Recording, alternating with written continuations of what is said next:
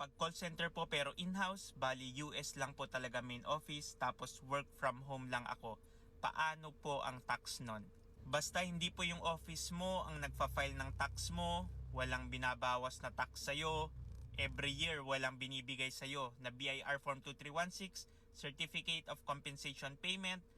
Ibig sabihin, ikaw po ang may responsibility na mag-file ng income tax return mo. So para makapag-file ka po ng ITR, kailangan mag-register ka muna sa BIR as a self-employed. Pareho din po yan sa freelance. You are a freelancer at meron kang concern or question regarding freelancers BIR registration and freelancers tax compliance, comment mo lang yan at sasagutin ko yan.